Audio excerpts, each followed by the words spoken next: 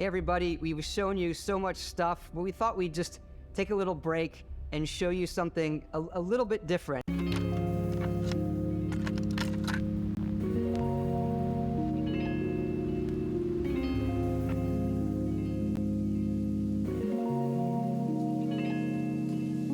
What is up, ladies and gentlemen? I hope you're all having a fantastic day, and today we're going to be discussing if Starfield could have a stable release. Now, of course, I'm not a time-traveling wizard, but I do believe Starfield's release could be a lot smoother than their previous titles. If you enjoy this video, push the like button and subscribe, grab a snack, grab a drink, let's get into it.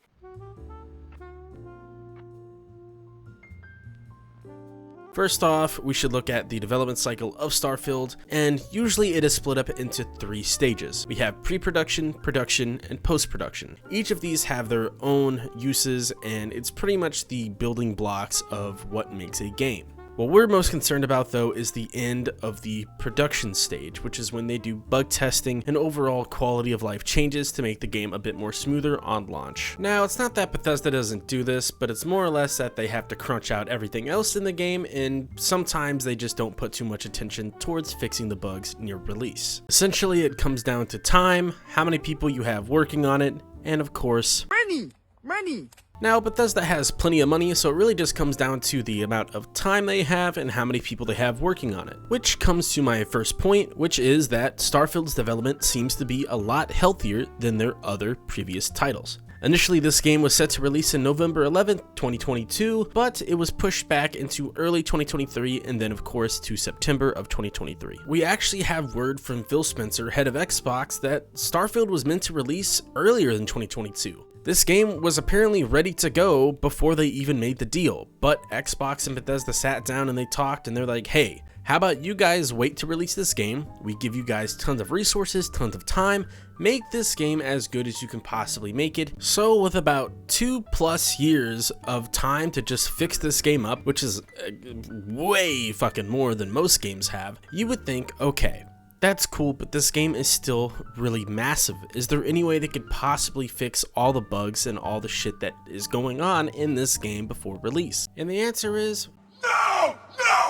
Fuck no. There is no possible way this game will release with 0 bugs. But I cannot think of a single RPG game in the past 20 years that has released with any fucking bugs. Honestly, the only bugs I care about are the ones that break my immersion and can ruin my experience, and of course an FPS that is stable enough for me to not get sucked out of the experience because the fucking thing on my screen is going at 15 frames a second and my computer fans are dying.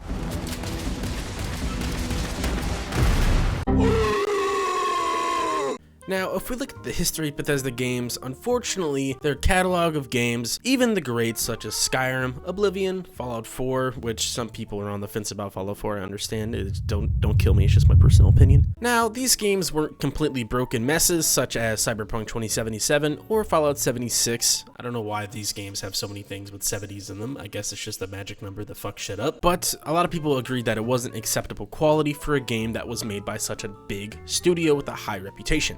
Thankfully, going back to Phil Spencer, he has also stated that they pretty much have every person available working on Starfield pretty much every single day. That, I think, is an over-exaggeration, but it could be true, and if it is true, that sounds absolutely amazing. Even for a game of this size, if you have that many people working on a game and testing it and bug fixing and all that other shit, after a couple of years, you would think this game would be in a pretty good fucking spot. Now, of course, this is just coming from the people that are trying to sell you the game to make you more excited and believe the game is going to have a stable release, but I think personally I'm going to take it at face value and trust them. Now, in Xbox's case, I don't really care about Xbox and they haven't exactly broken my heart, but as for Todd Howard, he has pulled some bullshit in the past. But there are actually a couple of reasons on why I think Todd is being a lot more truthful with Starfield than his previous titles.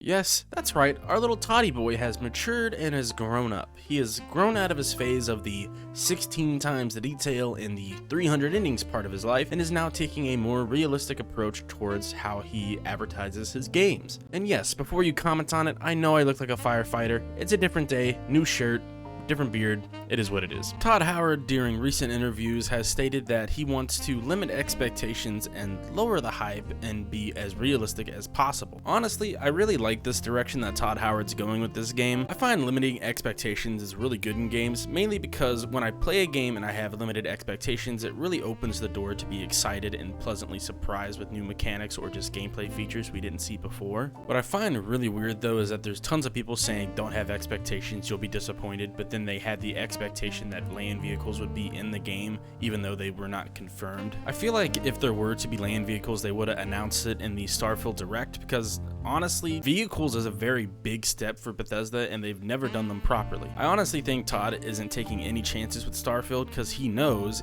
if he messes up, it's going to reflect negatively on the game. Now, I know what you're thinking. This does not mean that Starfield's going to have a smooth release just because Todd Howard has seemed to have matured in a couple of ways. And I would agree that doesn't really mean anything, but I just think it's a good sign that Bethesda has changed over the past couple of years since 76. Yes, it may seem like I'm tickling Todd's pickle right now, but I will say this. Todd, you still have a lot to prove, and it's understandably so. A lot of people still don't trust you, but if you are telling the truth with Starfield, I think a lot of people are going to have a lot more respect for you and will most likely believe you a lot more in the future, especially with Elder Scrolls 6. Elder Scrolls 6 is probably one of the most anticipated games in the world, and if Todd redeems himself with Starfield, a lot more people are going to be a lot more excited for the Elder Scrolls 6. Kind of crazy to think that Todd Howard is like 52 years old now, and at some point he's going to be stopped making games because he's probably going to be retired. I know a lot of people don't like Todd Howard, but personally I have a little bit of a love-hate relationship with him. I wouldn't even say hate because I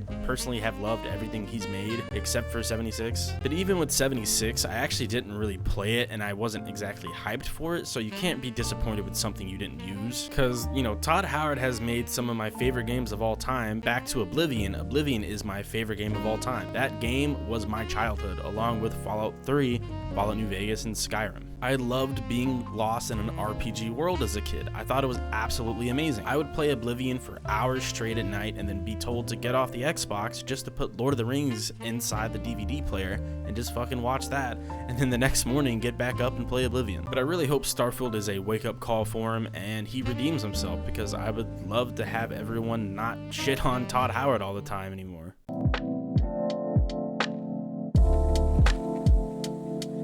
Now, I don't want to be the dramatic kind of guy and say that pretty much this game is the last chance for Bethesda, but in a way it kind of is. Ever since 76, a lot of people have just mocked Bethesda and they've become such a big meme that if Starfield does fail, a lot of people are not going to have any hope for the Elder Scrolls 6.